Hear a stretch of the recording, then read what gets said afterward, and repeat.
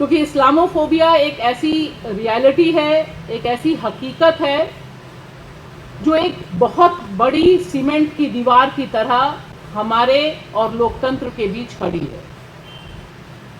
और इसकी नींव कब पड़ी थी, कैसे पड़ी थी? निश्चित तौर पर इसकी नींव 2014 से बहुत पहले पड़ी थी। यहाँ पर जितने लोग हैं तकरीबन उसके अलग अलग समय के गवाह रहे हैं। लेकिन एक ड्रास्टिक चेंज 2014 के बाद भारत के लोकतंत्र में, उसकी जमहूरियत में आया है। वह यह आया है कि जो माइनॉरिटी से नफरत है वह अब धीरे धीरे रूल ऑफ लॉ होती जा रही है, धीरे धीरे वही गवर्निंग फैक्टर होती जा रही है। और इसकी एक लंबी क्रोनोलॉजी भी है। हमारे देश के गृह मंत्री अमित शाह जी बहुत सी चीज़ों की क्रोनोलॉजी समझाते रहते हैं, बस ये नहीं समझा पाते हैं कि 2025 में जब आरएसएस के 100 साल पूरे हो रहे हैं, ये हमें ध्यान रखना बहुत ज़रूरी है कि 2025 में हम बैठे हैं, आरएसएस के 100 साल पूरे हो रहे हैं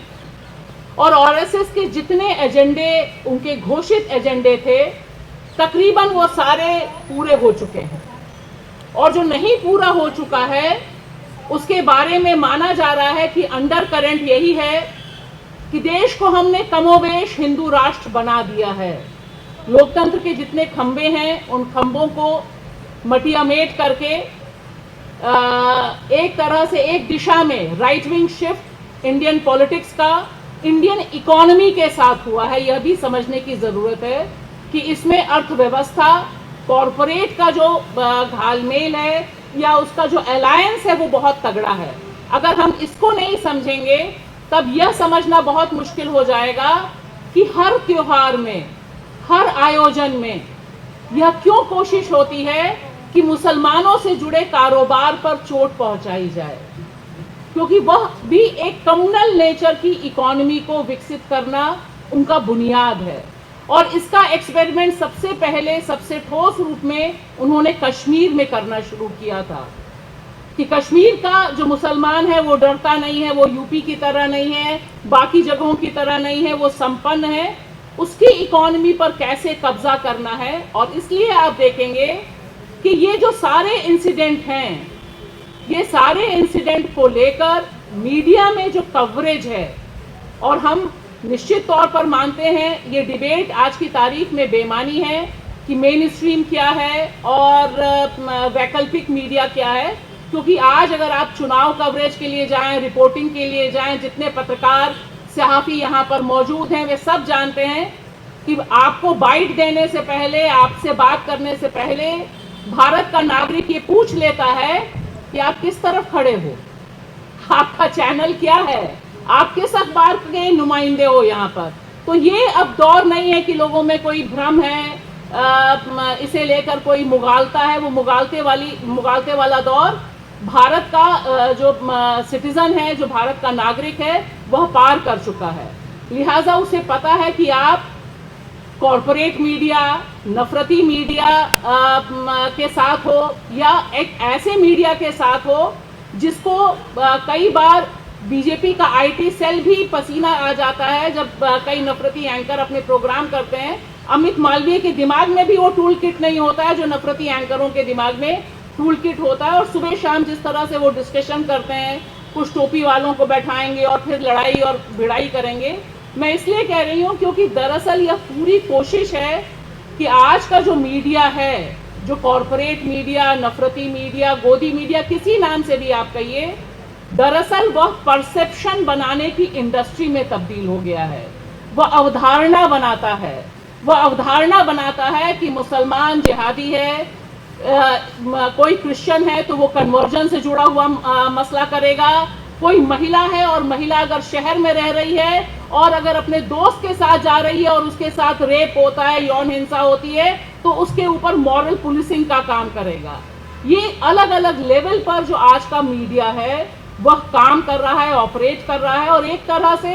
इस मीडिया ने एक इंडस्ट्री का रूप अख्तियार कर लिया है और वह इंडस्ट्री नफरत के ऊपर टीआरपी हासिल करने का काम करती है। और उसे काफी कंसोलिडेट कर दिया गया है, काफी उसका एक पुख्ता आधार बन गया है। यह माइनॉरिटी का जितना विरोध है, मुसलमान का जितना विरोध है, उतना ही एक आजाद ख्याल औरत का उसे विरोध है। इसीलिए शाहीन बाग जब होता है वह भी एक टेस्ट केस होता है इस कॉरपोरेट मीडिया का कि किस तरह से स्टोरी मुसलमान औरतों के खिलाफ प्लान कराई जाती है। आज कई लोग आए हुए हैं जिनसे मेरी मुलाकात शाहीन बाग आंदोलन के समय हुई थी और उन्होंने किस तरह से इसका काउंटर किया था। तो मुझे लगता है कि एक दो चीजें जो बहुत साफ हैं कि आरएसएस का जो गेम प्लान है उसकी जो सफलता है, उसकी जो सफलता में एक लास्ट मुकाम की लड़ाई जारी है जिसमें उसने वक्फ बोर्ड बिल पेश किया है, आने वाले और इंटेंशंस हैं। उसमें मीडिया का एक हिस्सा उसके साथ पार्ट एंड पार्सल करके खड़ा हुआ है, जिसे काउंटर सिर्फ और सिर्फ कुछ हद तक आप फैक्ट चेक के जरिए या जब इस तरह की खबरें आती हैं उनके जरिए कि आप उनको काउंटर कैसे करते हैं वह करके किया जा सकता है। और साथ ही साथ मुझे लगता है कि जो डिफरेंट प्लेटफॉर्म्स हैं जहां पर उनके बारे में असलियत क्या है, जमीन पर खबर क्या है, क्योंकि देखिए संभल एक टेस्ट केस है। वक्फ बोर्ड पर जब मुसलमान शांतिपूर्ण ढंग से दाहिने हाथ पर काली पट्टी बांध कर जाता है और उस पर 300 से अधिक केसेस होते हैं और उसकी कवरेज आप उठा के देख लीजिए, उसकी कवरेज की भी एक लिमिटेशन है। हमारी आपकी जितने यहाँ पर लोग मौजूद हैं, हम जितने भी कवर करते हैं, वह उनका जो परसेप्शन है उसे काउंटर करने में अभी हमारी जो ताकत है हमें मानना होगा कि वह कम है अभी। और नफरत एक सिर्फ शरबत जिहाद, थूक जिहाद, फ्लड जिहाद मामला नहीं है। मामला असल में यह है कि उनको नफरत का जो बीज है वह लगातार मेजॉरिटी के दिमाग में जिंदा रखना है और माइनॉरिटी को सिर्फ और सिर्फ फोकस रखना है कि वह अपने सर्वाइवल के लिए, सेकेंड ग्रेड सिटीजनशिप के लिए कैसे उसका दिमाग में आप इतना प्रेशर कर दें कि वो उसके बियॉन्ड कुछ ना सोच पाए। यहाँ पर जो मीडिया की भूमिका है वह सबसे तीखी ये है कि हम कब तक और कैसे जो सच बोल रहे हैं, जो हो रहा है ग्राउंड में, उसकी रिपोर्टिंग करें। और इसमें मैं खाली अंत में ये कहना चाहूँगी, इस्लामोफोबिया को हम में से कितने ने कोशिश की कि यह एंटी कॉन्स्टिट्यूशन है, कितने आर्टिकल्स हैं, कितने डिबेट्स हैं, क्योंकि बुनियादी तौर पर भारत का जो कॉन्स्टिट्यूशन है, भारत का जो आईन है, भारत में जो फंडामेंटल राइट्स हैं, वह उसका आर्टिकल 25 से लेकर 29 तक तमाम फॉर्म्स में राइट टू रिलीजन देता है। आपको धर्म के आधार पर जिंदा रखने में भेदभाव ना हो, इस आधार पर जिंदा रहने, आगे बढ़ने की एक पूरी की पूरी छूट मिलती है, अधिकार मिलता है। सवाल यह है कि ये जो पूरा का पूरा टर्म है, इस टर्म के खिलाफ हम बाकी जो मूवमेंट चल रहे हैं, बाकी जो आंदोलन है, आइन को बचाने का आंदोलन है, कॉन्स्टिट्यूशन को बचाने का आंदोलन है, इसे हमें इक्वेट करना जरूरी है। मामला सिर्फ माइनॉरिटी या सिर्फ मुसलमान या कल सिर्फ ईसाई का नहीं है या सिर्फ महिला का नहीं है। सवाल यहाँ पर बड़ी लड़ाई का है और उस बड़ी लड़ाई का एक हिस्सा बहुत इंपॉर्टेंट हिस्सा है, क्योंकि अगर इस्लामोफोबिया भारत में सक्रिय होता है, इस पर सीमेंट, इमारत पर इमारत जैसी बनती जा रही है, तब यह तय माना जाना चाहिए कि देश में कॉन्स्टिट्यूशन की मॉरल वैलिडिटी नहीं रहेगी। आज की तारीख में वह बड़े खतरे में है। लिहाजा हम किस तरह से क्वाइन कर रहे हैं, हम किस तरह से चीज़ों को पेश कर रहे हैं, फैक्ट फाइंडिंग्स तमाम आंदोलनों में होती हैं, तमाम बुलडोज़र के खिलाफ हस्तक्षेप होता है। यहीं पर हमने प्रेस कॉन्फ्रेंसेस की हैं, यहाँ बैठे हैं, लेकिन उसके बावजूद जो नफरत बनाने वाली फैक्ट्री है, जिसका एक बड़े पैमाने पर हिस्सा मीडिया है, मीडिया में मेन स्ट्रीम मीडिया है, उसका काउंटर अभी जमीन पर कम है। तो ये हमें मानना होगा कि हम उसका काउंटर करने की रणनीति सबसे पहले ये कर सकते हैं कि जब इस तरह की खबरें, इस तरह के शोज आते हैं, तो क्या हम चुनकर इस तरह की जो फर्जी खबरें हैं, नफरत फैलाने वाली खबरें हैं, उनके खिलाफ एक पब्लिक में अपने सोशल प्लेटफॉर्म पर एक मिशन के तौर पर चलाया जा सकता है क्या कि ये जो खबर है यह गलत है। इस खबर के आधार पर जो दंगे हो रहे हैं, उनका दंगे कराने की तैयारी है, मुसलमानों को डीह्यूमनाइज करने की तैयारी है, और सबसे बड़ी बात डीफ्रेंचाइज करने की जो तैयारी है। वक्फ बोर्ड बिल का पास होना दरअसल देश के मुसलमानों को डीफ्रेंचाइज करने की तैयारी है, तैयारी की दिशा में उठाया गया बड़ा खतरनाक कदम है। लिहाजा आज की तारीख में बड़े पैमाने पर छोटे बड़े प्लेटफॉर्म्स के जरिए